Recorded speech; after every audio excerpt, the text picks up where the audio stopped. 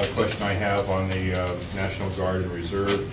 4 years ago it came up with John Kerry and George Bush, but many attorneys general and governors are saying enough is enough. We don't have enough guard to help back with domestic situations like permanent flood, for example, that happened.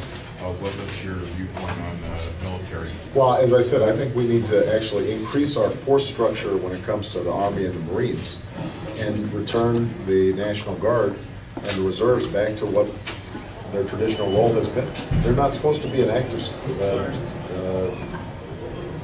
duty soldier that is deployed 3-4 times overseas. And one of the things we're going to have to do is rebuild our National Guard. That not only have people been more hesitant about joining the National Guard and Reserves, but the equipment has been decimated, and that's something that we're going to have to restore. Okay. Did you want to finish with Christy? Sure. With these two before, and then we'll do the high school? Sure. Oh, sure, now that I lost that.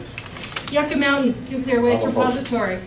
You're opposed? Yes. Okay, devil's advocate. Shouldn't we just go ahead and accept it and receive some compensation like Alaska does for their pipeline?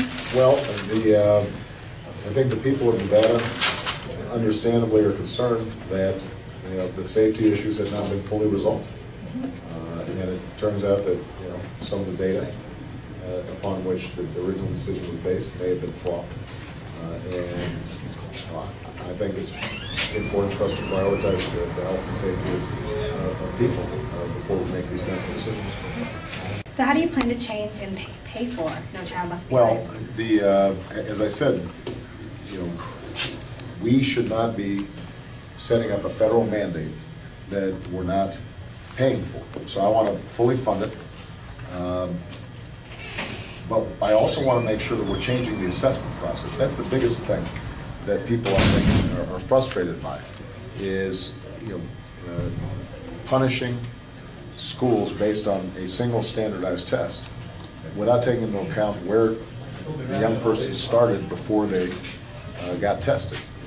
If you've got a student who comes in 3 years behind, and at the end of the school year they're only 1 year behind, that school's doing a great job.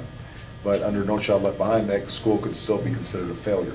I think we've got to have, there's nothing wrong with using a standardized test as a part of a broader assessment of how schools are performing. But instead of just testing and punishing schools, we need to give them the resources and the help that they need to succeed.